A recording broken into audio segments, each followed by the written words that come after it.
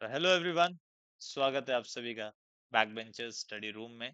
और आज हम लोग जो कंटेंट करने जा रहे हैं वो बहुत ही इम्पोर्टेंट है, चाहे आप एसएससी के स्टूडेंट हो या फिर सीबीएसई के स्टूडेंट हो। एसएससी के स्टूडेंट के लिए यही सेम चैप्टर मेटलर्जी के नाम से है, और सीबीएसई में ये मेटल्स एंड नॉन मेटल्स है।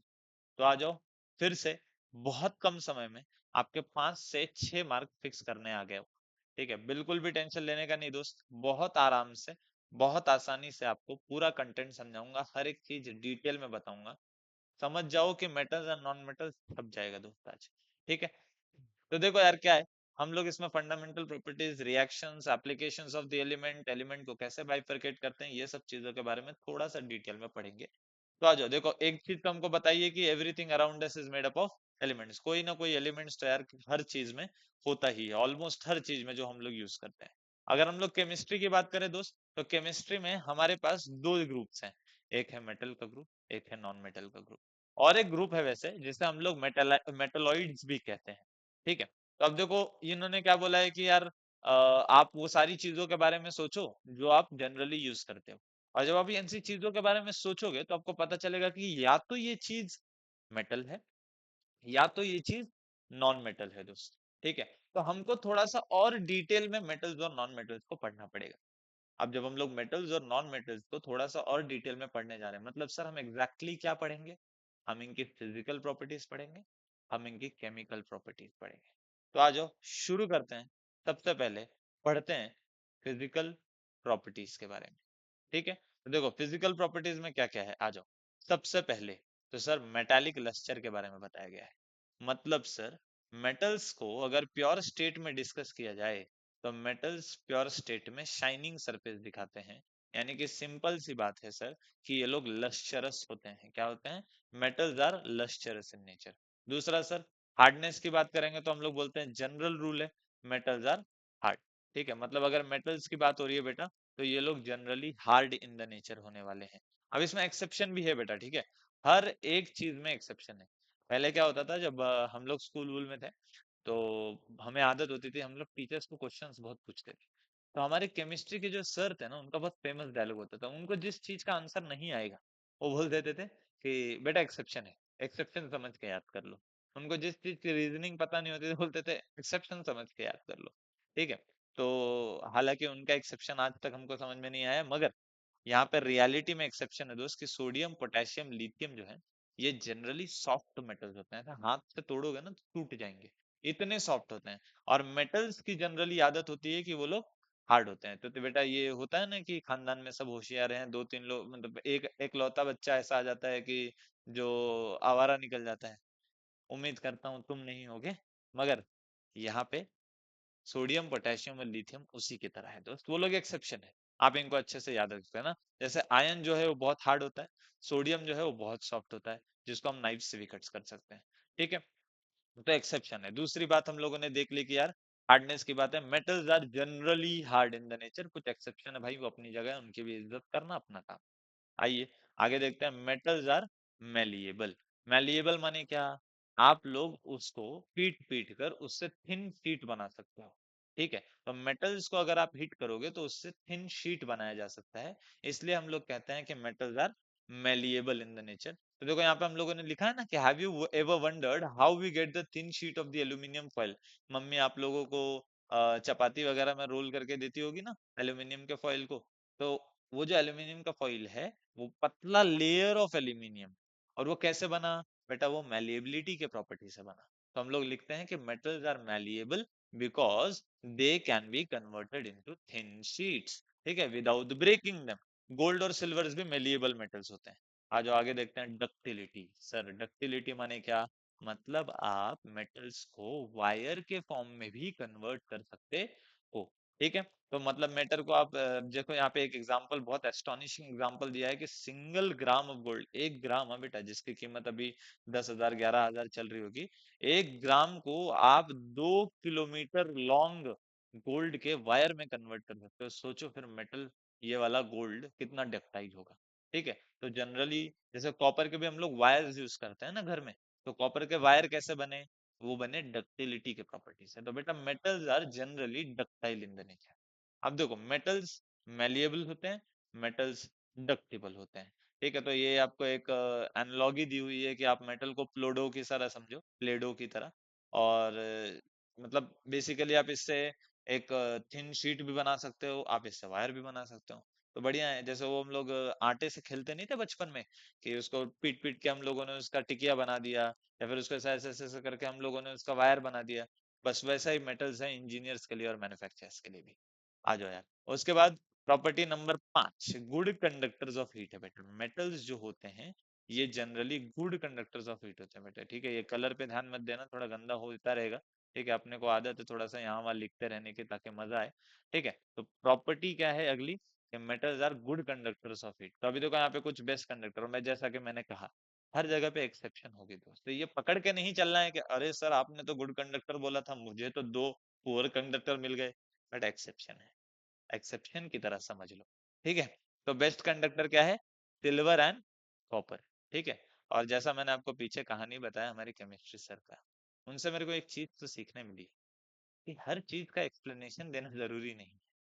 कुछ बातों को एक्सेप्शन बोल के अपना काम आसान कर लेना चाहिए। हालांकि मैं हर बात में नहीं कहूंगा, जहां जरूरी है वहीं कहूंगा, क्योंकि मेरे को एक्सप्लेनेशन देना पसंद है और आपको एक्सप्लेनेशन की जरूरत है। ठीक है, अब आ जाओ मेटल्स, कुछ प्योर कंडक्टर्स भी होते हैं जैसे लेड एंड मर्क्यूरी जो है, ये पुअर कंडक्टर्स ऑफ हीट होते हैं बेसिकली। ठीक है, तो आगे आ जाइए, आगे बात करते हैं। Metals are good conductor of electricity, इसलिए हमारे घर में जो वायरिंग होती है वो मेटल से होती है। One of the best conductor की अगर हम लोग बात करें तो वो भी सिल्वर है बेटा। ठीक है, और मटेरियल्स लाइक पीवीसी और rubber are used to coat this wire because they are insulators.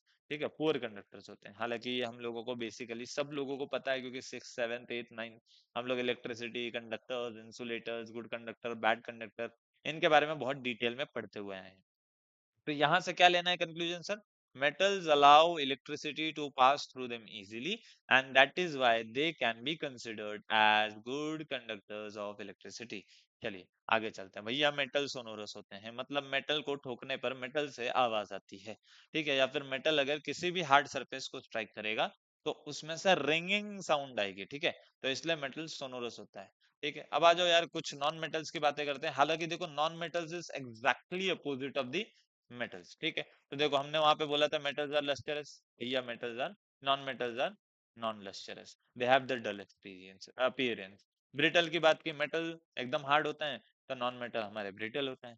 उसी तरीके से अगर मेटल हमारे पुअर कंडक्टर है तो नॉन मेटल हमारे मतलब मेटल्स हमारे गुड कंडक्टर हैं तो नॉन मेटल्स हमारे पुअर कंडक्टर है बेटा। मेटल सोनोरस होते हैं, जिनको गिरने पे या फिर धड़कने पे रिंगिंग साउंड आता है। वहीं अगर हम लोग नॉन मेटल की बात करें तो नॉन मेटल नॉन सोनोरस है बेटा, ये लोग रिंगिंग साउंड प्रोड्यूस नहीं करते हैं।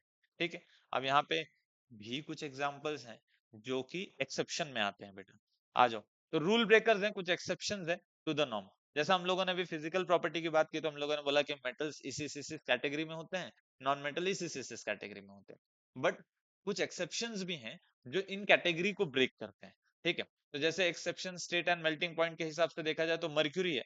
मर्क्यूरी मेटल होते हुए भी लिक्विड स्टेट में है, और सारे metals except mercury are solid at the room temperature. देखो बहुत इंपॉर्टेंट बात है एग्जामिनेशन के पीओवी से भी और नॉलेज के पीओवी से भी, क्योंकि अगर आप 11 12 में साइंस वगैरह लेते हैं तो ये आपको चीजें बहुत हेल्प करेगी। और उसके बाद हम लोग गैलियम की और सीजियम की बात करेंगे, तो ये ऐसे मेटल्स हैं जिनका लो मेल्टिंग पॉइंट होता है। वैसे सारे मेटल्स के बॉइलिंग पॉइंट हाई होते हैं। ठीक है, पर ये मेटल्स ऐसे हैं कि अगर आप इनको पाम पे भी होल्ड करेंगे तो ये पाम के हीट के वजह से भी मेल्ट हो जाएंगे दोस्त। ठीक है, अब उसके बाद लस्टर और हार्डनेस की बात करते हैं, तो आयोडीन एक लस्टरस नॉन मेटल है। ठीक है, आयोडीन क्या है, एक लस्टरस नॉन मेटल है। Although it's a non metal, iodine has a shiny lustrous surface similar to metal. उसी तरीके से कार्बन के एलोट्रॉप, जिसको पूरी दुनिया जानती है, शायद जिसको बहुत सारे लोग खरीदने की चाह भी रखते हैं, दैट इज द डायमंड। अब डायमंड एक फॉर्म ऑफ कार्बन है बेटा, और कार्बन एक नॉन मेटल होता है, फिर भी ये हार्डेस्ट नेचुरल सब्सटेंस है। पहली चीज, हार्डेस्ट नेचुरल सब्सटेंस है भैया। हम वहां चिल्ला रहे थे metal is the hardest substance, इधर एक नॉन मेटल आके क्रेडिट लेके चला जाता है कि non metal is the hardest substance known. ठीक है, हालांकि ये एक्सेप्शन में काउंट होता है दोस्त। ठीक है, इसके बाद हम लोग आगे की बात करेंगे, that is related to graphite. Graphite एक अनदर फॉर्म है जो गुड कंडक्टर ऑफ इलेक्ट्रिसिटी है। Again graphite is also a non metal. तो देखो ये कुछ एक्सेप्शंस हैं जिसको हमें ध्यान रखना पड़ेगा, क्योंकि एग्जामिनेशन पीओवी से ही हमको पूछा जा सकता है। तो अभी तक हम लोगों ने देख लिया यार सारे फिजिकल प्रॉपर्टीज, जिसमें हम लोगों ने देखा कि किस तरीके से मेटल्स जो हैं वो good conductor of heat and electricity होते हैं, मेटल्स मैलिएबल होते हैं, मेटल्स डक्टाइल होते हैं, मेटल्स सोनोरस होते हैं। फिर उसके बाद और भी प्रॉपर्टीज हम लोगों ने मेटल के बारे में देखी कि वो लोग हार्ड होते हैं वगैरह वगैरह।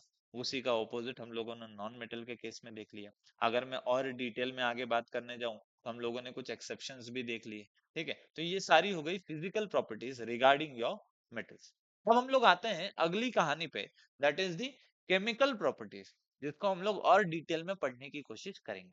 तो देखो, अब की जनरलाइजेशन क्या है, metals generally form basic oxides. याद रखना बेटा, बहुत इंपॉर्टेंट है, बहुत इंपॉर्टेंट बात है with respect to the chemical nature. SSC वालों भी और सीबीएसई वालों भी। एसएससी वाले अगर ये सोच रहे हैं कि ये वीडियो तुम्हारे काम की नहीं है तो दोस्त गलत सोच रहे हो। ये वीडियो एसएससी के काम के लिए भी है, क्योंकि दोनों में ऑलमोस्ट ऑलमोस्ट टॉपिक सेम है दोस्त। आगे चलो। Non metal generally form acidic oxides. ठीक है, तो उल्टा है दोस्त, मेटल जो है वो बेसिक ऑक्साइड फॉर्म करते हैं और नॉन मेटल जो है वो जनरली एसिडिक ऑक्साइड फॉर्म करते हैं।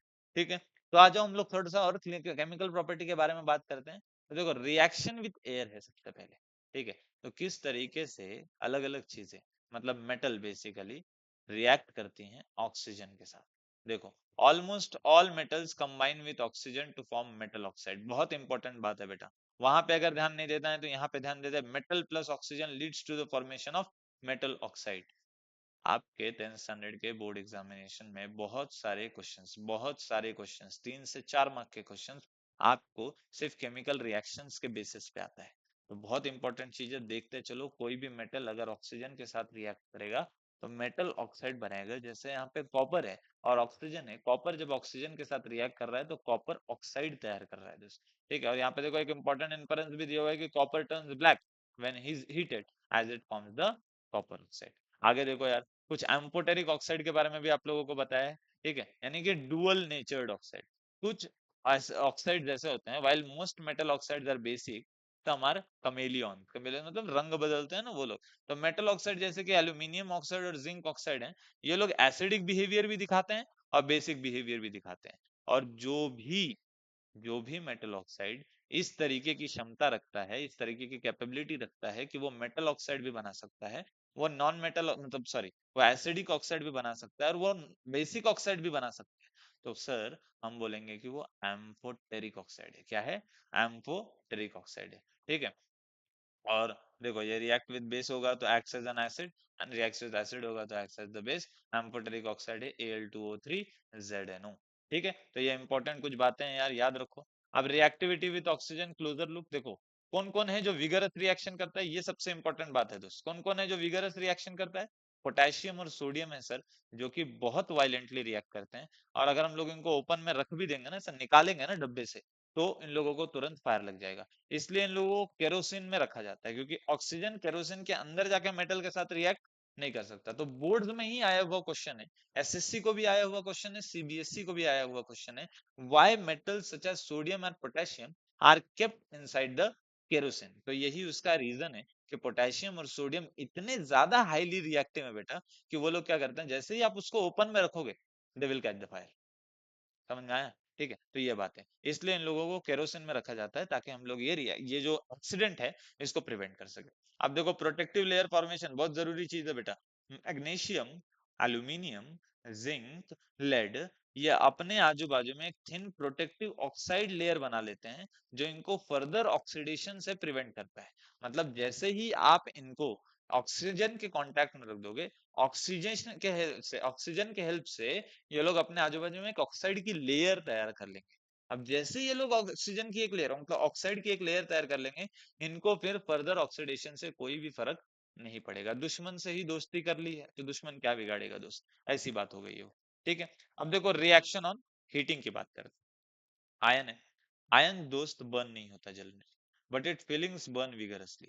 Copper doesn't burn but forms a black oxide layer. तो ये कुछ एग्जांपल्स हैं यार, कैसे वो लोग हीटिंग पे रिएक्ट करते हैं, और हीटिंग भी ऑक्सीजन की वजह से होती है, इसलिए लिखा हुआ है।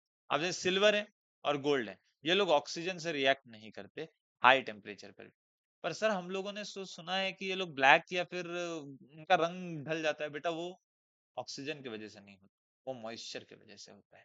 ठीक है, तो ये बात याद रखना आपको। ये बात याद रखनी होगी कि सिल्वर और गोल्ड कुछ ऐसे मेटल्स हैं जो कि गोल्ड से रिएक्ट नहीं, सॉरी, ऑक्सीजन से रिएक्ट नहीं करते हैं, इसलिए ये प्राइस्ड फॉर ज्वेलरी है।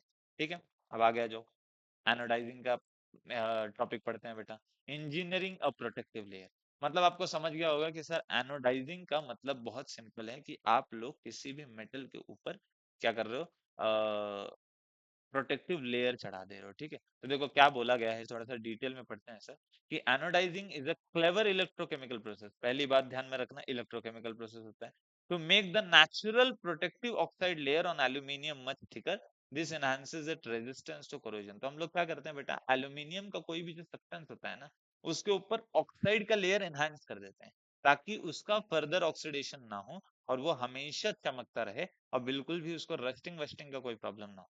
तो देखो क्या बोला है, एल्यूमिनियम आर्टिकल को कैसे रखते हैं, एनोड पे रखते हैं, यानी पॉजिटिव इलेक्ट्रोड पे रखते हैं। ठीक है, फिर it is electrolysed in sulphuric acid, oxygen evolved at the anode reacts with the aluminium forming a thick durable layer of aluminium oxide. This layer can be easily dyed to create colorful and attractive finishes on the product. ठीक है, तो इस तरीके से important बातें हम लोगों ने एनोडाइजिंग के बारे में भी पढ़ ली। और दोस्त, जो हमारे घर में यूटेंसिल्स बनते हैं, जो हमारे सीढ़ियों पर रेलिंग लगाई जाती है एल्यूमिनियम की, ठीक है, इन सबको एनोडाइज किया जाता है। इसलिए आप देखो साल साल भर आप इसको पानी वानी में यूज कर लेते हो, मगर इस पे कोई भी रस्ट नहीं लगता, ये कभी भी खराब नहीं होते, इनका शाइन इजीली जाता नहीं है। That is only possible because of the anodize. आगे आ जाओ यार। अब देखो रिएक्शन विद द वाटर, तो मेटल्स जो हैं वो लोग वाटर के साथ भी रिएक्ट करते हैं, और मेटल जब भी वाटर के साथ रिएक्ट करेंगे तो क्या बनाएंगे सर, मेटल ऑक्साइड या फिर hydroxide along with the hydrogen बनाएंगे। ठीक है, तो इंपॉर्टेंट यही है दोस्त कि वो लोग हाइड्रोजन गैस रिलीज करते हैं। ठीक है, तो metal react with water to produce a metal oxide और hydroxide and hydrogen gas, again the vigour of the reaction is strong indicator of the metal's reactivity. अब देखो आगे जाते हैं दोस्त। अब कुछ मेटल्स जो हैं वो कोल्ड वाटर के साथ रिएक्ट करते हैं दोस्त, किसके साथ रिएक्ट करते हैं, कोल्ड वाटर के साथ, जैसे पोटेशियम है और सोडियम है, तो ये रिएक्टिविटी सीरीज में है ना ऊपर की तरफ आते हैं, इसलिए ये लोग बहुत ज्यादा रिएक्ट कर जाते हैं, वायलेंटली रिएक्ट कर जाते हैं कोल्ड वाटर के साथ। कैल्शियम लेस वायलेंटली रिएक्ट करता है, पर कोल्ड वाटर के साथ रिएक्ट करता है। तो आपको ऐसा भी पूछा जा सकता है कि which are the metals which reacts with the cold water, which are the metals which reacts with the hot water, तो याद रखना दोस्त, and the hydrogen bubbles make it float. और कैल्शियम एक ऐसा मेटल है जो फ्लोट होता है, तो बहुत बार पूछा भी जाता है कि when calcium is put in the cold water it starts floating, why this happened, तो आपको लिखना है कि कैल्शियम जो है वो लेस वायलेंटली रिएक्ट करता है, और जब वो लेस वायलेंटली रिएक्ट करता है तो वो हाइड्रोजन गैस भी रिलीज करता है, वो हाइड्रोजन गैस आके उस मेटल के सरफेस पे स्टिक हो जाते हैं। अब हाइड्रोजन गैस की जो डेंसिटी है वो वाटर से कम होती है, इसलिए हाइड्रोजन गैस ऊपर आ जाता है और वो अपने साथ में कैल्शियम को भी ऊपर ले आता है। ठीक है, आई होप आपको बात समझ में आ रही होगी। ठीक है, कुछ मेटल्स है भाई वो हॉट वाटर से रिएक्ट करते हैं, जैसा मैग्नीशियम जो है ना, मैग्नीशियम को कोल्ड वाटर से नफरत है भाई, वो हमारी तरह है ठंडियों में, कि भैया हम कोल्ड वाटर, भैया हम नहाएंगे ही नहीं, हमको नहाना ही नहीं है। ठीक है, क्योंकि हम लोग मैग्नीशियम की तरह है, हम लोगों को बिल्कुल भी कोल्ड वाटर चलता नहीं है, तो हम लोग क्या करते हैं बेटा, हम लोग जाते हैं हॉट वाटर के पास। ठीक है, तो एम फॉर मैं, एम फॉर मैग्नीशियम, ऐसे याद रख लो। Magnesium does not react with cold water but reacts with hot water to form magnesium hydroxide and hydrogen, it also floats. कैसे बताओगे बेटा यह फ्लोट क्यों होता है, कैसे बताओगे, मैंने बहुत सिंपल एग्जांपल कैल्शियम के साथ दे दिया, एक बार तुम्हारे लिए मैग्नीशियम से भी रिपीट कर देता हूँ। जैसे ही मैग्नीशियम को पानी में डाला, magnesium hydroxide along with the, क्या बन गया, along with the hydrogen gas बन गया, हाइड्रोजन गैस मेटल को स्टिक हो गया सर। जैसे ही वो मेटल को स्टिक हुआ, अब हाइड्रोजन गैस की डेंसिटी कम है as compare to the water, तो दोस्त वो ऊपर की तरफ जाएगा, वो जाएगा मतलब वो मेटल को भी लेकर जाएगा, और इस तरीके से मेटल का जो सरफेस है, मतलब मेटल जो है ऊपर की तरफ आ जाता है। ठीक, सॉरी। अब देखो कुछ मेटल्स है भैया, हमको कोल्ड वाटर भी नहीं चाहिए, हमको हॉट वाटर भी नहीं चाहिए सर, हमको स्टीम बाथ चाहिए, स्टीम बाथ। ठीक है, ये थोड़े रईस लोग हैं, है ना, इनको स्टीम ही लगता है दोस्त। ठीक है, चलो इनको भी दे देते हैं, जैसे एल्यूमिनियम है, जिंक है, आयन है, ये लोग ना कोल्ड वाटर से रिएक्ट करते हैं ना हॉट वाटर से रिएक्ट करते हैं बेटा, ये लोग किससे रिएक्ट करते हैं सर, हम तो स्टीम से ही रिएक्ट करेंगे। कर लो भैया तुम स्टीम से रिएक्ट। और कुछ है भैया हमको पानी ही नहीं चलता, नो रिएक्शन विथ वाटर, बिल्कुल भी किसी तरीके का रिएक्शन ये लोग वाटर के साथ नहीं करते। ठीक है, तो लेड हो गया, कॉपर हो गया, सिल्वर हो गया, गोल्ड हो गया, ये लोग कुछ ऐसे मेटल्स हैं जो कि बिल्कुल भी ना वाटर से, ना हॉट वाटर, ना कोल्ड वाटर, ना स्टीम, पानी से ही नफरत है दोस्त। ठीक है, तो इस तरीके से ये लोग रिएक्ट करते हैं। तो इस तरीके से हम लोगों ने देखा कि किस तरीके से अलग अलग मेटल्स वाटर के अलग अलग फॉर्म के अलग अलग स्टेट के साथ रिएक्ट करते हैं। कुछ है कोल्ड वाटर, कुछ है हॉट वाटर, कुछ है सिर्फ स्टीम, कुछ है रिएक्शन ही नहीं करते वाटर के साथ। ठीक है, अब आ जाओ यार, reaction of metal with the steam का आपको एक एग्जांपल दिया है, यहाँ पे एक सेटअप किया हुआ है, जहाँ पे अगर आपको दिख रहा नहीं होगा तो मैं थोड़ा सा डिटेल में दिखाने की कोशिश करता हूँ कि ये glass wool सीक्ड in the soaked in the water है। यहाँ पे आपका मेटल सैंपल है, हम इसको बर्न कर रहे हैं, और जैसे हम इसको बर्न कर रहे हैं देखो ये क्या हो रहा है, यहाँ से आपका जो गैस है वो इस तरीके से ऐसे जा रहा है और वो हाइड्रोजन गैस जो रिलीज हो रहा है। ठीक है, तो ये आपका एक एग्जाम्पल है। ठीक है, स्लाइड मिस हो गई। ठीक है, तो कोई बात नहीं, हम लोग ढूंढ लेंगे उसको। तो ये वाला था, the glass wool is soaked in the water and heated creating steam that passes over the heated metal sample। तो देखो ये ग्लास wool है soaked in water, जैसे ये हीट होगा इसमें से स्टीम निकलेगा। अब ये स्टीम जाके इस आपके मेटल सैंपल के साथ रिएक्ट करेगा, और यहाँ से फिर क्या होगा, वो रिएक्शन करके हाइड्रोजन गैस जो है वो इस पाइप के थ्रू आपकी रिलीज होगी। ठीक है, और हाइड्रोजन गैस को यहाँ पे क्या है, हम लोग पानी के थ्रू कलेक्ट कर लेते हैं। अच्छा, ये भी पूछा जाता है कि हम लोग हाइड्रोजन गैस को रिप्लेसिंग वाटर में इन्वर्टेड टेस्ट ट्यूब में ही क्यों कलेक्ट करते हैं, हम लोग डायरेक्टली इसको नॉर्मल गैस की तरह क्यों नहीं कलेक्ट करते हैं? बहुत इंपॉर्टेंट क्वेश्चन है, ये पूछा जाता है बोर्ड एग्जामिनेशन में। तो बेटा इसका रीजन ये है कि हाइड्रोजन जो है ना, ये बहुत ही ज्यादा रिएक्टिव गैस है। जैसे ही ये हाइड्रोजन के कांटेक्ट मतलब ऑक्सीजन के कांटेक्ट में आएगा, ये जलना शुरू हो जाएगा, रिएक्टिव बहुत है, वोलाटाइल है। ठीक है, तो इसीलिए हम लोग इसको इन्वर्टेड ट्यूब पानी से पास करवा रहे हैं ताकि इसका इफेक्ट कम हो जाए और ये ऊपर जाके कलेक्ट हो जाए। इसको बाद में हम लोग क्या करेंगे, पानी को पूरा नीचे डिस्प्लेस कर देंगे और फिर हाइड्रोजन गैस को कवर कर लेंगे। इस तरीके से एक्सीडेंट्स वगैरह होने से बच जाते हैं, और ये रिएक्शन हमेशा टीचर्स के निगरानी में, प्रोफेशनल्स के निगरानी में ही करना चाहिए। ठीक है, अब देखो मेटल्स जो हैं वो डाइल्यूट एसिड के साथ भी रिएक्ट करते हैं, तो metal plus dilute acid leads to the formation of salt plus hydrogen. ठीक है, तो देखो यहाँ पे क्या है, कुछ रिएक्टिविटी ऑर्डर आपको दिया है कि मैग्नीशियम ज्यादा रिएक्टिव है, फिर एल्यूमिनियम है, फिर जिंक है, फिर आपका आयन है। तो copper shows no reaction with dilute HCl। बेटा ये सब चीजें जो है ना ऐसे कि शोज नो रिएक्शन, ये वो, ये नहीं करता, वो नहीं करता, ये लोग है ना दोस्त बहुत इंपॉर्टेंट लोग हैं, क्योंकि इसी से क्वेश्चन बनने के चांसेस ज्यादा है, क्योंकि वो एक्सेप्शन है। तो देखो metals that are more reactive than hydrogen will react with dilute acid to produce salt and hydrogen gas. The speed of the bubble formation shows the metal reactivity। अगर आपने किसी भी मेटल को डाइल्यूट एसिड के अंदर डाल दिया और उसमें हाइड्रोजन गैस ज्यादा जल्दी रिलीज हो गया, तो आप बोलोगे भैया वो ज्यादा रिएक्टिव मेटल है। और अगर धीरे धीरे रिलीज हो रहा है तो भैया वो कम रिएक्टिव मेटल। आगे चलते हैं, special case of the nitric acid. तो hydrogen gas is usually not evolve when metal reacts with the nitric acid. अगर आप किसी भी मेटल को नाइट्रिक एसिड के साथ रिएक्ट करवाओगे तो भैया हाइड्रोजन गैस बोलता है कि मैं नहीं आऊंगा, मेरा काम ही नहीं है यहाँ पे। क्योंकि क्योंकि सर रीजन क्या है, nitric acid is the strong oxidizing agent. it oxidizes the H2 produced in the water H2 and get reduces itself to nitrogen oxide। देखो बहुत इंपॉर्टेंट चीज है बेटा, बहुत इंपॉर्टेंट चीज है कि आपको पूछा जा सकता है कि हाइड्रोजन गैस क्यों नहीं इवॉल्व होता जब मैं किसी भी मेटल को नाइट्रिक एसिड के साथ रिएक्ट करता हूँ। क्योंकि सर अभी आपने थोड़ी देर पहले पढ़ा है कि मेटल को अगर मैं डाइल्यूट एसिड के साथ रिएक्ट करवाता हूँ तो सॉल्ट प्लस हाइड्रोजन गैस तैयार होना चाहिए। तो इससे हमको पता चलता है कि सर स्पेशल केस है नाइट्रिक एसिड का, कि अगर आप किसी भी मेटल को नाइट्रिक एसिड के साथ रिएक्ट करोगे तो नाइट्रिक एसिड इतना ज्यादा स्ट्रॉन्ग ऑक्सीडाइजिंग एजेंट है कि वो हाइड्रोजन फॉर्म ही नहीं होने देता, वो डायरेक्टली उसको नाइट्रोजन ऑक्साइड में कन्वर्ट कर देता है।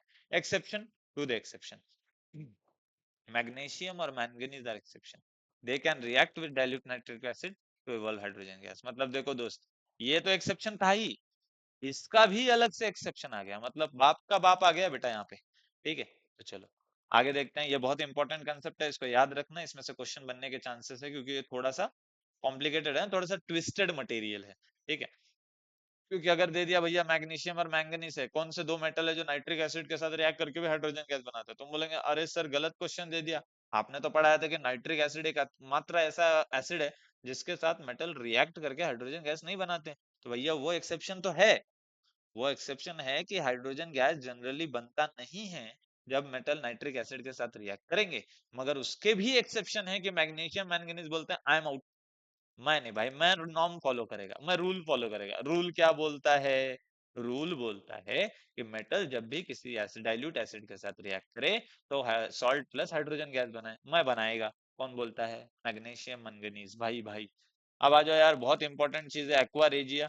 जहां पे भी है भैया इसको इंपॉर्टेंट मार्क कर लेना। रॉयल वाटर होता है बेटे, ठीक है, रॉयल वाटर है, बहुत ज्यादा अमीरों वाला पानी है दोस्ती। ठीक है, तो अमीरों वाला पानी इसे क्यों कहते हैं? देखो कुछ मेटल्स है जैसे कि गोल्ड और प्लैटिनम, ठीक है। अब अमीरों वाला पानी क्यों बोलते हैं इसको मालूम है? क्योंकि भैया ये डील भी तो अमीरों वाले एलिमेंट से करता है। गोल्ड प्लैटिनम आ जाओ are so unreactive they won't dissolve in concentrated acids alone. मतलब गोल्ड और प्लैटिनम के इतने नखरे हैं भाई कि ये कॉन्सेंट्रेटेड एसिड में भी डिसॉल्व नहीं होते। मगर हम लोग अगर एक स्पेशल मिक्सचर बनाए हैं तो ये इजीली डिसॉल्व हो सकते हैं, जिसे हम लोग कहते हैं एक्वा रेजिया। क्या कहते हैं? Aqua regia. तो क्या क्या लेना पड़ेगा सर, पहले ये बताओ। तो भैया लेना पड़ेगा freshly prepared mixture of concentrated hydrochloric acid and concentrated nitric acid. ले लिया सर बेटा, कितने में लिया? 3:1 के रेशियो में। मतलब सर अगर हम लोग एक मिक्सचर बनाते हैं हाइड्रोक्लोरिक एसिड और कॉन्सेंट्रेटेड नाइट्रिक एसिड, दोनों कॉन्सेंट्रेटेड, ठीक है, उनके हेल्प से, जिसमें हाइड्रोक्लोरिक एसिड 3 पार्ट रहेगा तो नाइट्रिक एसिड 1 पार्ट रहेगा, तो उसको हम लोग बोलेंगे भैया ये एक्वारेजिया बन जाएगा। और ये जो एक्वारेजिया है ये हाईली कोरोसिव है, ये फ्यूमिंग लिक्विड है, और ये किसी भी नोबल मेटल को डिसॉल्व करने की क्षमता रखता है बेटा। इसीलिए इसको द रॉयल वाटर कहा जाता है। ठीक है, तो आई होप आप लोगों को एक्वारेजिया क्लियर हो जाएगा। बहुत सिंपल सी बात है यार। आपको हाइड्रोक्लोरिक एसिड लेना है, नाइट्रिक एसिड लेना है, 3:1 के पार्ट में मिला दो, एक्वारेजिया तैयार हो जाएगा। एक्वारेजिया किसी भी नॉन मेटल को डिसॉल्व कर सकता है। बहुत सिंपल बात। आ जाओ, बहुत इंपॉर्टेंट रिएक्शन एक और देख लो। ठीक है, ये रिएक्शन भी इंपॉर्टेंट है, reaction with other metal salt solution. तो ये देखो यहाँ पे हम लोगों को ना बेसिकली डिस्प्लेसमेंट रिएक्शन के बारे में थोड़ी सी कहानी बताई। अगर आपको दिख रहा होगा डिस्प्लेसमेंट रिएक्शन, देखो तो ये क्यों हो रहा है मालूम है? ये हो रहा है due to the reactivity series. ठीक है, तो रिएक्टिविटी सीरीज में क्या होता है सर? सबसे पहले पोटेशियम आता है, फिर सोडियम आता है, इस तरीके से। तो इसलिए तो क्या होता है, देखो बहुत सिंपल सी बात है कि more reactive metal can displace a less reactive metal from its salt solution, and this is clear and direct way to compare reactivities. बहुत सिंपल एग्जांपल है कि हम लोगों ने एक आयन नेल लिया, आयन नेल को कॉपर सल्फेट के सोल्यूशन में डाल दिया, तो हम लोगों को आयन सल्फेट मिल गया, और कॉपर जो है वो बाहर निकल गया, कॉपर जो है वो डिपॉजिट हो गया। आप रिएक्शन में यहाँ पर देख सकते हो कि हम लोगों ने सब कुछ क्लियर लिया था दोस्त। थोड़ी देर बाद क्या हुआ, ये पूरा जो है, ये पूरा आपको दिख रहा होगा कि आयन सल्फेट में कन्वर्ट हो गया, और कॉपर का जो लेयर है वो यहाँ पे डिपॉजिट हो गया। ठीक है, तो इस तरीके से चीजें चलती हैं दोस्त, इस तरीके से मेटल अलग अलग सॉल्ट सोल्यूशन के साथ रिएक्ट करते हैं। अब देखो how metals and non metal react, हम सबको पता है भाई। मेटल्स के अंदर टेंडेंसी होती है to donate the electron, non metals के अंदर टेंडेंसी होती है टू रिसीव द इलेक्ट्रॉन। बराबर है? तो मेटल क्या करता है? इलेक्ट्रॉन देके स्टेबल होता है। नॉन मेटल क्या करता है? इलेक्ट्रॉन लेकर स्टेबल होता है। ठीक है, तो जितना दिया देने वाले ने दे दिया, जितना लिया लेने वाले ने ले लिया, अपने आप को कंफर्टेबल कर लिया, अपने आप को स्टेबल कर लिया। क्योंकि पूरी दुनिया स्ट्रगल ही क्यों कर रही है दोस्त? स्टेबल होने के लिए। तू पढ़ाई कर रहा है स्टेबल होने के लिए। ठीक है, तो इस तरीके से द आयोनिक बॉन्ड, तो ये जो बॉन्ड है, ठीक है, अब देखो देने वाला बंदा कौन, उसको कहा जाता है, उस पे आ जाता है पॉजिटिव चार्ज। हमेशा देने वाला पॉजिटिव होता है ना दोस्त। तो अभी मैं ब्रीफ में बता रहा हूँ, तो उस पे आ जाता है पॉजिटिव चार्ज। ठीक है, तो सपोज ये एक मेटल है, और इसने क्या किया, यहाँ से उठा के दे दिया है भाई। ठीक है, यहाँ से उठा के इलेक्ट्रॉन जो है वो दे दिया है। तो अब इस पे कौन सा चार्ज आ जाएगा सर? इस पे आ जाएगा पॉजिटिव चार्ज। और इस पर्टिकुलर एलिमेंट ने क्या किया सर? इसने रिसीव किया है, तो इस पे क्या आ जाएगा सर? इस पे आ जाएगा आपका नेगेटिव चार्ज। क्या आ जाएगा? Negative charge. तो ये हो गया पॉजिटिव चार्ज, ये हो गया नेगेटिव चार्ज। तो जो पॉजिटिव चार्ज वाला बंदा होता है, पॉजिटिव चार्ज वाले बंदे को बेटा हम लोग बोलते हैं कि सर ये होता है कैट आयन। क्या होता है? Cation. ठीक है, हैंडराइटिंग के लिए भाई माफी मैं मांग लेता हूँ, क्योंकि बहुत डिफिकल्ट है यहाँ पे लिखना। ठीक है, तो ये हम लोग लिख देंगे, तो कोई आप लोग याद रखो कि यार ये कैट आयन होता है। वैसे भी कैट मेरा फेवरेट है एनिमल में। ठीक है, तो कैट आयन होता है। कैट मेरा फेवरेट है, मैंने क्यों बोला मुझे भी नहीं मालूम, पर ठीक है, तुम लोग पढ़ाई पे ध्यान दो। तो ये होता है एनायन। ठीक है, तो जो देने वाला बंदा है दोस्त वो हो जाता है कैटायन, और जो लेने वाला बंदा है दोस्त वो हो जाता है एनायन। ठीक है, तो कैटायन मतलब कौन सर? जो पॉजिटिव चार्ज को रिप्रेजेंट करता है। ठीक है, एनायन मतलब कौन बेटा? जो नेगेटिव चार्ज को रिप्रेजेंट करता है। ठीक है, तो ये हो गया कैटायन, एनायन। और जब कैटायन और एनायन साथ में आके मिलते हैं तो इनके बीच में एक बॉन्डिंग बनती है बेटा, जिसे कहा जाता है आपके साइंटिफिक लैंग्वेज में ionic bond. Friendship bond, relationship bond, ये वाला बॉन्ड नहीं है बेटा, यहाँ डिस्ट्रैक्ट नहीं होना है, आयोनिक बॉन्ड की बात चल रही है। ठीक है, तो इस तरीके से पूरी कहानी जो है वो मेटल्स और नॉन मेटल्स की भी अपने हिसाब से चलती है दोस्त। ठीक है, आ जाओ फिर से देखते हैं कि देखो यहाँ पे क्या लिखा हुआ है, why do elements react at all, it all about achieving the stability, जो मैंने आपको बताया। और element react to attain the stable electronic configuration, जो आप बचपन से पढ़ते भी आ रहे हो। और मैंने आपको अभी थोड़ी देर पहले बताया कि यार मेटल्स के अंदर कैपेबिलिटी होती है कि वो लोग इलेक्ट्रॉन्स लूज करते हैं, जिसकी वजह से उन पे आयंस बनता है, वो होता है कैटायंस। नॉन मेटल के अंदर कैपेबिलिटी होती है कि सर वो लोग गेन करते हैं इलेक्ट्रॉन, जिसके वजह से उन पे आयन बनता है, उसको कहा जाता है नेगेटिव आयन, एनायन। तो इस तरीके से positive ion cation, negative ion anion बनते हैं। कैटायन एनायन साथ में आते हैं, एक आयोनिक बॉन्ड तैयार करते हैं, उनसे बनने वाले कंपाउंड को आयोनिक कंपाउंड कहा जाता है। ठीक है, तो इस तरीके से पूरी कहानी चलती है यार। देखो हम लोगों के सामने सबसे पहला आयोनिक बॉन्ड आ चुका है, NaCl, आपके घर का नमक, आपके घर का टूथपेस्ट, जिसमें ऐड में पूछा जाता है भैया इसके अंदर नमक है, तो वो जो नमक है वो है सोडियम क्लोराइड। ठीक है, तो अब देखो बेसिकली मुद्दा क्या है, समझने की कोशिश करो। Na के पास इनिशियली थे 281 इलेक्ट्रॉन, मतलब सर अगर देखा जाए तो उसके पास एक इलेक्ट्रॉन तो ज्यादा थे। अब उसको स्टेबल होना है, आउटर मोस्ट शेल कंप्लीट करना है, तो वो क्या बोलेगा, यार मेरे पास एक ज्यादा है, मेरे को कंप्लीट करने के लिए 7 चाहिए, है ना, क्योंकि आउटर मोस्ट शेल की कैपेसिटी कितनी है, 8। मुझे कंप्लीट करने के लिए 7 चाहिए, और पर 7 मुझे कोई दे नहीं सकता, क्योंकि बेसिक रूल है, ऐसा रूल समझ के चलो कि 4 से ज्यादा दिया नहीं जाता और 4 से ज्यादा लिया नहीं जाता। समझ में आ गई बात?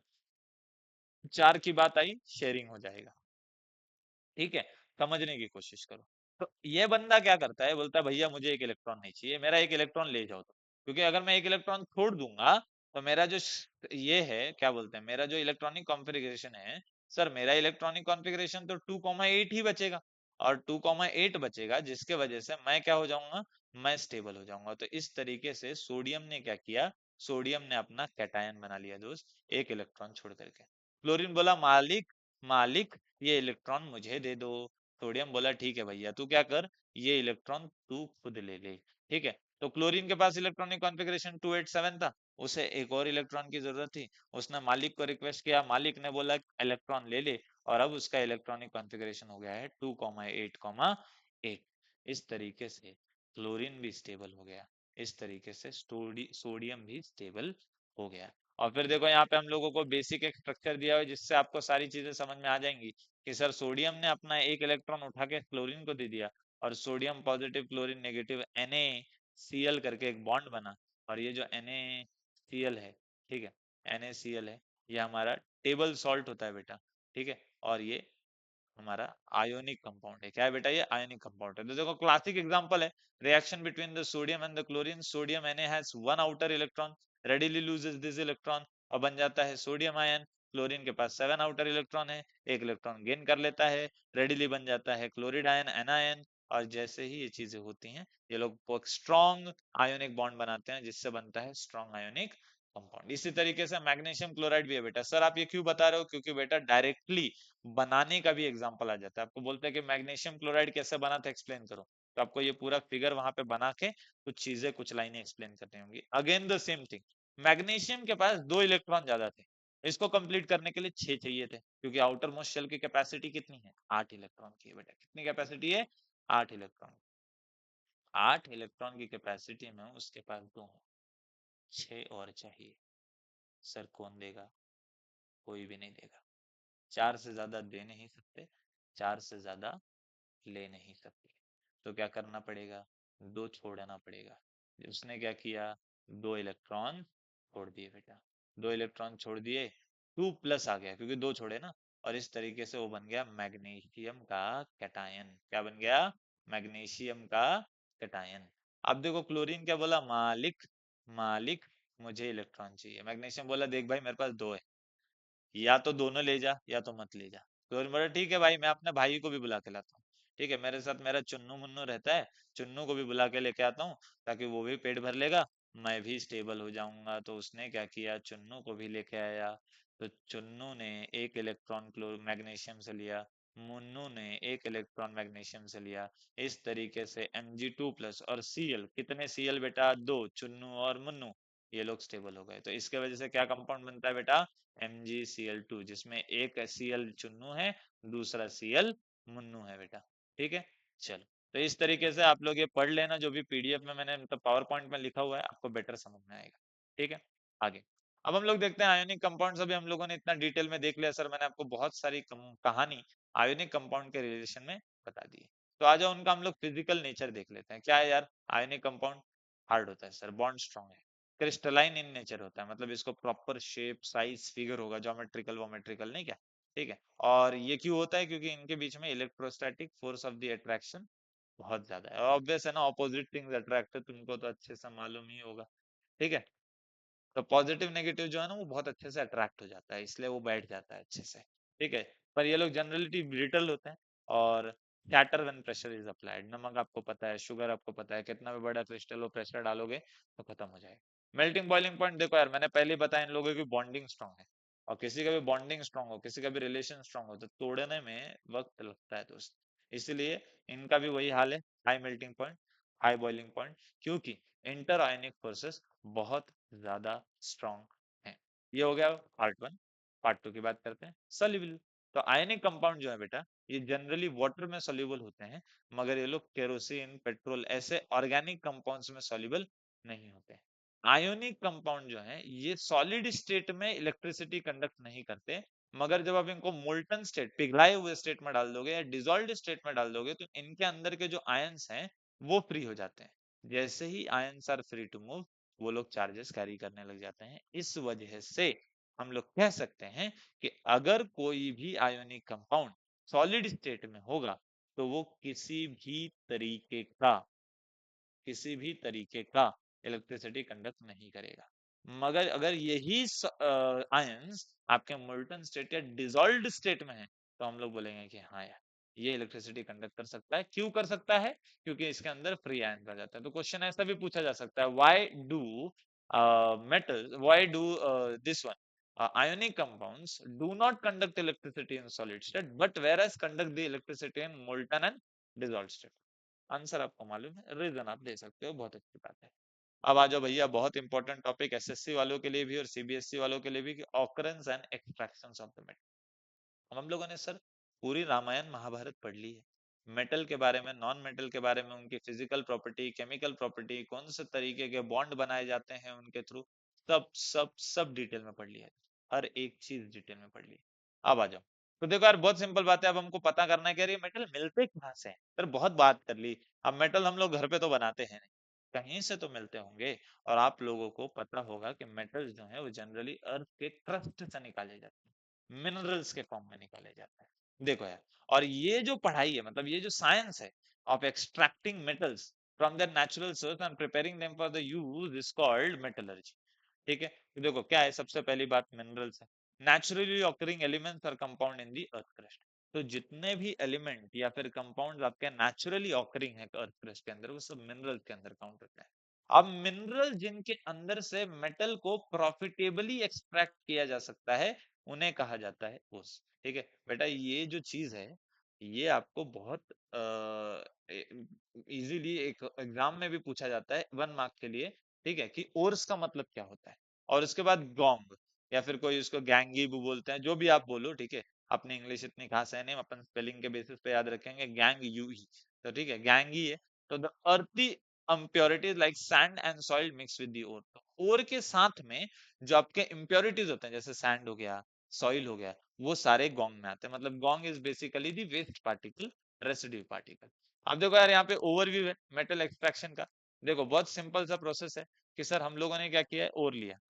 अब ओर का सबसे पहले क्या करेंगे, कॉन्सेंट्रेशन करेंगे। सर बेसिकली कॉन्सेंट्रेशन मतलब क्या करेंगे, कॉन्सेंट्रेशन का बहुत सिंपल सा मतलब है, हम लोग उसके अंदर से जितने भी वेस्ट मटेरियल है उसको निकाल देंगे। वेस्ट मटेरियल निकल गया, मेरे पास प्योर ओर आ गया। अब मैं प्योर ओर को क्या करूंगा, मैं पता करूंगा कि भैया ये किसका ओर है। ये हाई रिएक्टिविटी सीरीज का ओर है, मीडियम रिएक्टिविटी सीरीज का ओर है, लो रिएक्टिविटी सीरीज का ओर है। रिएक्टिविटी सीरीज आपको पता होगी, पोटेशियम आता है, सोडियम आता है, फिर उसके बाद कैल्शियम आता है, मैग्नीशियम आता है, एल्यूमिनियम आता है, ठीक है, इस तरीके से।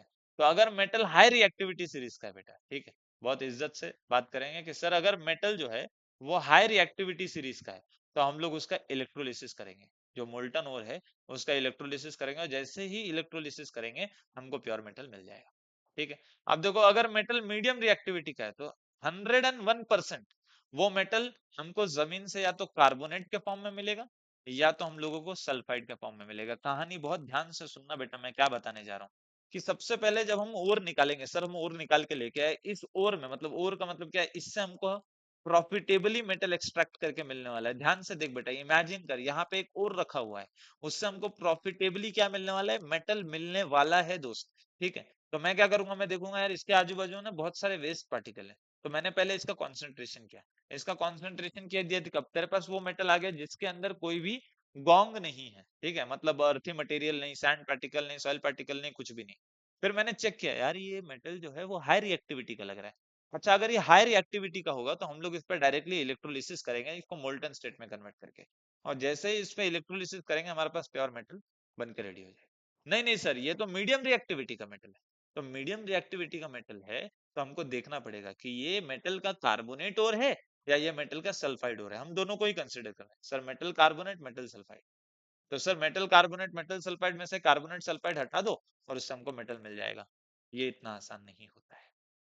मेटल कार्बोनेट से और मेटल सल्फाइड से डायरेक्टली मेटल एक्सट्रैक्ट करना is very difficult and lengthy process. इसलिए उसके कंपैरिजन में देखा जाए तो मेटल्स को मेटल ऑक्साइड से एक्सट्रैक्ट करना बहुत इजी होता है by using the reducing agent. तो इसलिए सबसे पहले मेटल कार्बोनेट्स और मेटल सल्फाइड्स को मेटल ऑक्साइड में कन्वर्ट किया जाता है। अब देखो मेटल ऑक्साइड में कन्वर्ट करने के लिए अगर कोई कार्बोनेट हो रहे है तो उस पे किया जाता है प्रोसेस ऑफ कैल्सिनेशन, और अगर सल्फाइड हो रहे है तो उस पे किया जाता है प्रोसेस ऑफ रोस्टिंग। रोस्टिंग वो वाला नहीं दोस्त, जो जनरली आपकी होती रहती है लोगों के वजह से, ठीक है। ये यहाँ पे रोस्टिंग उस बात की चल रही है कि आप इन मेटल्स को है ना हीट करने वाले हो।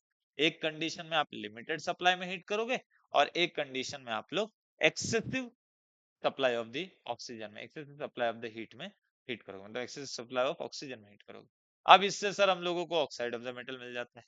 जैसे ही हमको ऑक्साइड ऑफ मेटल मिला, हम लोग क्या करेंगे, हमारा मेटल रिड्यूस हो जाता है और फिर हमारे पास मेटल आ जाता है, उस मेटल को हम लोग प्यूरिफिकेशन में डालेंगे और हमको प्योर मेटल मिल जाएगा, ठीक है। और लास्ट एंड फाइनल जो मेटल रिएक्टिविटी में लो सीरीज में होते हैं वो जनरली सल्फाइड ओर में ही पाए जाते हैं, उनकी रोस्टिंग की जाती है और वो का मेटल मिलता है, मेटल को रिफाइन करते हैं, जिसके वजह से हमको फिर से इस तरीके से प्योर मेटल मिल जाता है, ठीक है।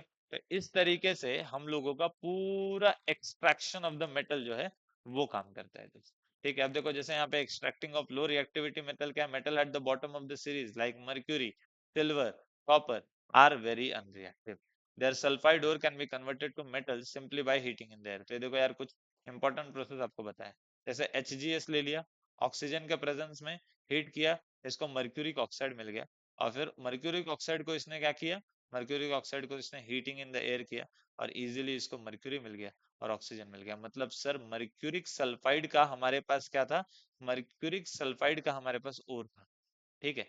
मर्क्यूरिक सल्फाइड से इसने क्या बना दिया बेटा, इसने लिक्विड फॉर्म में मर्क्यूरी बना दिया। हमको मालूम है mercury is liquid in the room temperature, ठीक है। तो ये इंपॉर्टेंट बात है दोस्त। अब एक्सट्रैक्टिंग मीडियम रिएक्टिविटी मेटल के बारे में देखो, मेटल जो मिडिल ऑफ द सीरीज है उनमें हम लोग क्या करते हैं, या तो सल्फाइड या कार्बोनेट में होते हैं, तो उनको हम लोग सबसे पहले ऑक्साइड में कन्वर्ट करेंगे, ठीक है, और फिर उनके बाद मेटल आएगा। तो देखो अभी क्या है, रोस्टिंग का प्रोसेस है, ठीक है। अब रोस्टिंग है बेटा, रोस्टिंग कैसे करोगे, रोस्टिंग में हम लोग ज्यादा ही कर देते हैं ना बेटा, समय रहना जिंदाबाद, ठीक है। उन्होंने भी ज्यादा कर दिया था, आपको नतीजा मालूम ही।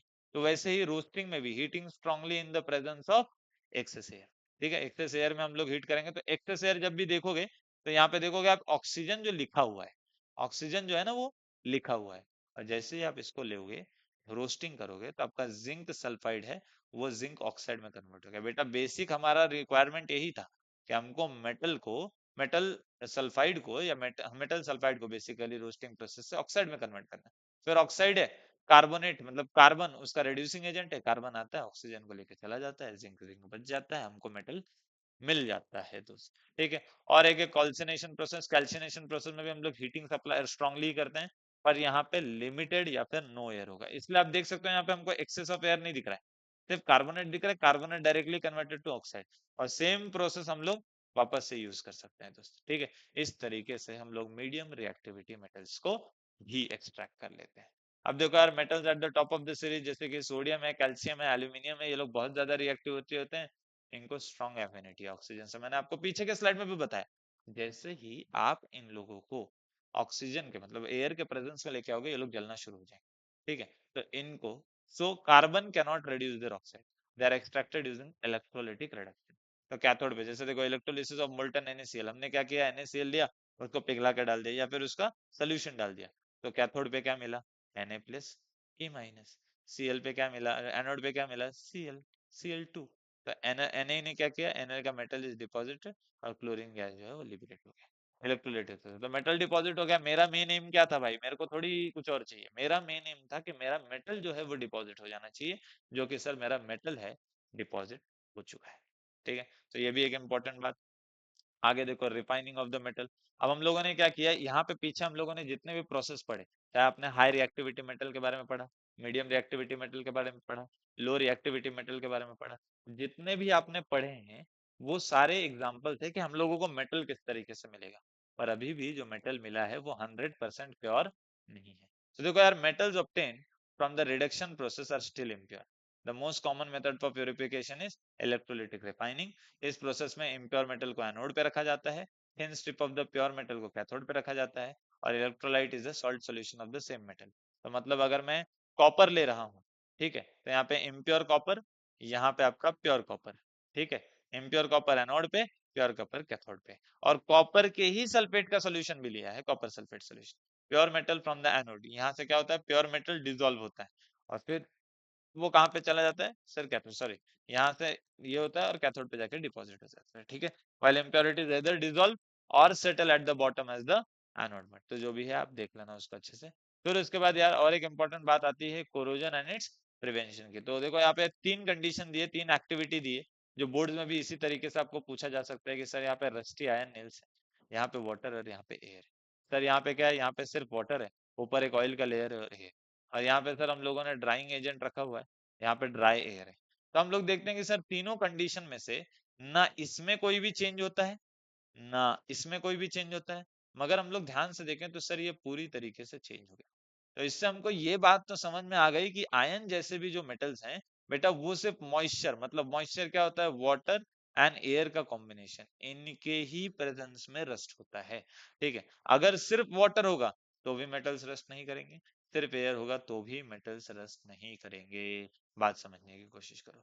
तो इन लोगों प्रिंटिंग मेथड क्या है सर, हम लोग प्रिवेंटिंग मेथड क्या है, रस्टिंग का, पेंटिंग कर दो, ऑयलिंग कर दो, ग्रीजिंग कर दो। थोड़ा सा गंदा हो गया बेटा, थोड़ा सा अपन मेहनत कर देंगे इस पे, ठीक है। तो इन पे पेंटिंग कर लो, ऑयलिंग कर लो, या फिर ग्रीजिंग कर लो, या गैल्वेनाइजेशन कर दो। गैल्वेनाइजेशन मतलब क्या है, किसी भी मेटल को ले लो, उस पे जिंक का कोटिंग लगा दो, या अलॉइंग कर दो। अलॉइंग मतलब इनको होमोजेनियसली मिक्स करना, मेटल और नॉन मेटल को, इस तरीके से कि एक नया मेटल फॉर्म हो जाए और ये लोग कभी रस्ट ही ना हो, ठीक है। तो यहाँ पे की टेकअवेज क्या क्या है यार, elements are classified as metals and non metal, उनके फिजिकल प्रॉपर्टीज के बेसिस पे, उनके केमिकल प्रॉपर्टीज के बेसिस पे। मेटल्स जो है वो लस्चरस होते हैं, मैलिएबल होते हैं, डक्टाइल होते हैं, गुड कंडक्टर होते हैं, इलेक्ट्रॉन लूज करते हैं, बेसिक ऑक्साइड फॉर्म करते हैं। नॉन मेटल टिपिकली डल होते हैं, ब्रिटल होते हैं, पुअर कंडक्टर होते हैं, इलेक्ट्रॉन को गेन करते हैं, एसिडिक ऑक्साइड फॉर्म करते हैं। रिएक्टिविटी सीरीज क्रूशियल होता है, जिससे हम प्रेडिक्ट कर सकते हैं कि मेटल जो है वो किस तरीके से एक्सट्रैक्ट हो सकते हैं, या फिर मेटल जो है वो किस तरीके से रिएक्शन कर सकते हैं। आयन कंपाउंड जो फॉर्म होता है वो ट्रांसफर ऑफ इलेक्ट्रॉन की वजह से फॉर्म होता है between the metals and non metals, जिसमें मेटल के पास टेंडेंसी होती है टू लूज द इलेक्ट्रॉन, जिसकी वजह से वो कैटायन बनाते हैं। Non metals have the tendency to gain the electron, जिसके वजह से वो लोग एनायन बनाते हैं। कैटायन और एनायन कंबाइन होकर के क्या करते हैं, आयोनिक कंपाउंड बनाते हैं, जिनके बीच में आयोनिक बॉन्ड होता है। आयोनिक बॉन्ड ऑपोजिट चार्जेस की वजह से बनता है, इसलिए वो बहुत स्ट्रांग होता है, क्योंकि opposite are strongly with each other, ठीक है। और जिसकी वजह से उसका हीटिंग पॉइंट, बॉइलिंग पॉइंट सब कुछ ज्यादा होता है। और कोरोजन क्या करता है यार, corrosion is the degradation of the metal, जिसकी वजह से मेटल्स खराब होते हैं। सिल्वर आर्टिकल्स आप देखोगे ग्रीनिश कलर के हो जाएंगे, कॉपर आर्टिकल्स ग्रीनिश कलर के हो जाएंगे, ठीक है। तो ये सब क्यों होता है, this is because of the degradation of the metal through corrosion का प्रोसेस। तो हम लोग क्या करेंगे सर, पेंटिंग यूज कर लो, गैल्वेनाइजिंग यूज कर लो, अलॉइंग यूज कर लो, जिसके वजह से मेटल जो है वो एक दूसरे को रिएक्ट नहीं करने चाहिए। कुछ सीबीएसई के इंपॉर्टेंट क्वेश्चन है, इसका मतलब ये नहीं कि एसएससी में नहीं आए थे, एसएससी में भी कुछ क्वेश्चंस आए थे बेटा। जैसे आयनिक कंपाउंड के बारे में पूछा गया था, मेटल नॉन मेटल के प्रॉपर्टीज के बारे में पूछा गया था, कि हम लोग सोडियम को केरोसिन में क्यों रखते हैं, पूछा गया था। ठीक है, तो देखो यहाँ पे क्या लिखा है, why do ionic compounds have the high melting point. तो मैंने अभी आपको थोड़ी देर पहले बताया कि इन लोगों के बीच में जो फोर्स होता है, इलेक्ट्रोस्टैटिक फोर्स, वो बहुत ज्यादा होता है because of the oppositely charge ion, जिसके वजह से high amount of the energy लगती है ओवरकम करने के लिए। सीबीएसई 2019 में आया हुआ क्वेश्चन है बेटा, एम्फोटेरिक ऑक्साइड का मतलब क्या होता है। तो हम लोग बोलते हैं कि जो बोथ एसिडिक और बेसिक, जो ऑक्साइड एसिड से भी रिएक्ट कर सकता है, बेस से भी रिएक्ट कर सकता है, उनको हम लोग एम्फोटेरिक ऑक्साइड बोलेंगे। Aluminium oxide, zinc oxide. CBSE 2022 भैया रोस्टिंग और कैल्सिनेशन के बीच में आ गया। सबसे पहले रोस्टिंग किसको हीट करता है, सल्फाइड ओर को। कैल्सिनेशन किसको हीट करता है, कार्बोनेट ओर को। रोस्टिंग की और एक खासियत क्या है कि वो एक्सेस एयर में करता है। कैल्सिनेशन की और एक खासियत क्या है, वो लिमिटेड एयर में करता है। बहुत सिंपल बात है बेटा, बहुत सिंपल बात है। देखो मैंने आपको पहले ही बताया था, why sodium kept is immersed in the kerosene oil, CBSE 2018 का प्रश्न है। ठीक है, व्हाट इज एन अलॉय, बहुत इंपॉर्टेंट सवाल। होमोजेनियस मिक्सचर ऑफ टू और मोर मेटल्स और a metal and a non metal. Example stainless steel, alloy of the iron with निकल एंड क्रोम। तो इस तरीके से मैंने आपके साथ कुछ सीबीएसई के क्वेश्चंस भी डिस्कस कर लिए हैं, जो कि एसएससी में भी आए हुए थे। पेपर उठा करके देख लो, किसी न किसी पेपर में इनसे रिलेटेड क्वेश्चंस आपको मिल जाएंगे। एक और टॉपिक शायद मेरे हिसाब से यहाँ पे दिया हुआ नहीं है, ठीक है, मैं उसके बारे में भी अभी आपसे बात करूंगा, दैट इज थर्मिट रिएक्शन। ठीक है, तो मैं ये बोलूंगा आप सभी को कि जहां पे भी थर्मिट रिएक्शन आपके टेक्स्ट बुक में दिया होगा ना, थर्मिट रिएक्शन बहुत अच्छे से कर लेना। इस पीपीटी में मैंने थर्मिट रिएक्शन ऐड करा नहीं है, भूल गया हूं मैं शायद, अभी कहीं होगा तो मेरा ध्यान नहीं गया होगा। पर थर्मिट रिएक्शन ये आईएमपी है बेटा। थर्मिट रिएक्शन आपको 1 मार्क के लिए पूछा जा सकता है, 2 मार्क के लिए पूछा जा सकता है, और 3 मार्क के लिए भी पूछा जा सकता है। रीजनिंग वीजनिंग के लिए आ गया ना क्वेश्चन। थर्मिट रिएक्शन ये होता है, रेलवे ट्रैक के लिए ज्वाइन होता है ना, क्योंकि रेलवे ट्रैक में चीजें होती है, वो बताया उसने डिटेल में। टेक्स्ट बुक के अंदर देखोगे आप तो मिल जाएगा आपको। थर्मिट रिएक्शन आईएमपी है दोस्त, आईएमपी। ठीक है, आप लोग इसको इम्पोर्टेंट मार्क कर लेना, बहुत इंपॉर्टेंट है। बाद में बोलना नहीं कि सर ने बताया नहीं था। शायद मेरे हिसाब से कहीं ना कहीं मैंने लिखा होगा, मुझे याद नहीं है पीपीटी में। चलो खैर, अगर मैंने नहीं लिखा है फिर भी आप लोगों को पता होना चाहिए कि थर्मिट रिएक्शन जो है ये बहुत इंपॉर्टेंट है। प्रीवियस ईयर क्वेश्चंस भी हम लोगों ने डिस्कस कर लिया है, उसमें मैंने आपको स्पेसिफिकली थर्मिट रिएक्शन के बारे में भी थोड़ा डिटेल में समझा दिया है। तो दोस्त ये था। अब देखो, एनहांस प्रैक्टिस के लिए क्या करो, प्रीवियस ईयर क्वेश्चन करो। ठीक है, आप लोग की थीम्स को आइडेंटिफाई करो, कौन कौन से टॉपिक्स है, कौन कौन से कंसेप्ट है जो रिकरिंग हो रहे हैं, और उन लोगों के हिसाब से पढ़ाई करो। टाइम मैनेजमेंट बहुत ज्यादा इंपॉर्टेंट है दोस्त। आज भी मुझे बच्चे कंप्लेन करते हैं कि सर हमारा पेपर कंप्लीट नहीं होता है, किसी क्वेश्चन में स्टक हो जाते हैं तो स्टक ही हो जाते हैं। देखो दोस्त, टाइम मैनेजमेंट बहुत इंपॉर्टेंट। वो जो 3 घंटे आने वाले हैं तुम्हारे लाइफ के आज के 72 डेज के बाद, वो 3 घंटे फिर कभी नहीं आएंगे। हाँ, दूसरे 3 घंटे आ सकते हैं अगर तुमको रिपीट करना है एग्जामिनेशन। तो मैं ये कहूंगा कि एग्जामिनेशन पेपर्स बहुत इजी होते हैं। It is nothing to fear about, it is nothing to like worry about more. बहुत इजी चीज है दोस्त, बहुत इजी चीज है। मैं सारी गाइडेंस देते चल रहा हूँ, तुमको टाइम टू टाइम चीजें बताते चल रहा हूँ। ठीक है, री करो लर्निंग को, जो भी तुम्हारा फंडामेंटल प्रिंसिपल। ऐसा नहीं कि सर आज एक एक चैप्टर किया अब उसको छोड़ दिया 72 दिन के लिए। नहीं दोस्त, 72 days are more than enough in order to revise each and every lesson at least 5 times. तेरे अगर अंदर जिद होगा ना तो तू कर लेगा दोस्त। ठीक है, और एंग्जाइटी वेंग्जाइटी से डरो मत, पेपर वेपर सॉल्व करो। ठीक है, अगर आप कहीं क्लासेस वासेस में जाते हो तो ऑलरेडी प्रीलिम विलिम शुरू हो गए होंगे, स्कूल के हर प्रीलिम्स को सीरियसली लो। ठीक है, क्योंकि think of every prelim as the board examination. Okay, और उसके बाद कॉमन जो पिटफॉल्स है, यानी कि जो आपने पास्ट मिस्टेक्स किए हैं पेपर वेपर को दे देखे, उन पास्ट मिस्टेक्स को दोहराओ मत। ठीक है, ये भी बहुत ज्यादा जरूरी है। कोई भी बंदा जो स्कोर करता है, चाहे कोई भी लड़की जो स्कोर करती है, उनमें एक ही चीज सिमिलर होती है दोस्त, कि वो अपने गलतियों से बहुत ज्यादा सीखते हैं। इंसान भी वही बड़ा बनता है जो अपने गलतियों से बहुत ज्यादा सीखता है। तो जरूरी नहीं है कि गलतियां नहीं होगी, गलतियां होंगी। As a human being it is we are prone that गलतियां होने वाली है। मगर सबसे इंपॉर्टेंट चीज है कि आप उस गलतियों पर रिटेलिएट कैसे करते हो, आप उन गलतियों पे काम कैसे करते हो, है ना। वो बहुत जरूरी चीज है दोस्त। हाँ, और आखिर में हमेशा की तरह thank you. Your dedication and effort are the driving force behind our success also. We appreciate your hard work and commitment. आप भी सब्सक्राइब कीजिए। ठीक है, हम लोगों को थोड़ा सा मोटिवेशन देते रहिए, अपने सब्सक्राइब से लाइक वाइक करते जाओ यार। ठीक है, पूरी कोशिश कर रहा हूँ कि आप लोगों तक बेस्ट से बेस्ट मटेरियल पहुंचाऊं। अगर तुम यहाँ तक आए हो ये वीडियो देखते हुए, तो सही में तुम्हारे अंदर डेडिकेशन तो है, और मैं तुम जैसे लोगों के लिए ही काम कर रहा हूँ, जो शिद्दत से चाहते हैं कि कोई तो ऐसा हो जो उन्हें बताए क्या करना है क्या नहीं करना है। ठीक है, तुम्हारे अगर कोई भी एक्स्ट्रा डाउट्स हैं, तुम्हारे अगर एक्स्ट्रा कोई भी सवाल है इस चैप्टर से रिलेटेड या सिलेबस से रिलेटेड, स्टडी के रिलेटेड, डिस्ट्रैक्शन के रिलेटेड, कोई भी चीज है, प्लीज कमेंट सेक्शन आपका है दोस्त, बिंदास कमेंट करो, हर कमेंट का आंसर करूंगा, बिल्कुल भी टेंशन मत लो। और अपने ऊपर पूरा भरोसा रखो, तू कर लेगा, ये मुझे मालूम है, मुझे पूरी उम्मीद है तेरे पे, मतलब पूरा भरोसा है, तू ही करेगा। ठीक है, ऑल द बेस्ट, कोशिश करो, टारगेट बड़ा रखो। मिलते हैं अगले वीडियो में, तब तक हंसते रहो, मुस्कुराते रहो, पढ़ते रहो, और पढ़ाते रहो, जिसको भी हेल्प हेल्प चाहिए हेल्प करते रहो। ठीक है, बाकी तो देने वाला मालिक है, जो देगा अच्छा ही देगा, मेहनत नहीं छोड़नी। ठीक है, मिलते हैं अगले वीडियो में। Thank you for watching and subscribe करो, सबको बताओ, करने वीडियो डाल दिए। बाय बाय, शबा खैर।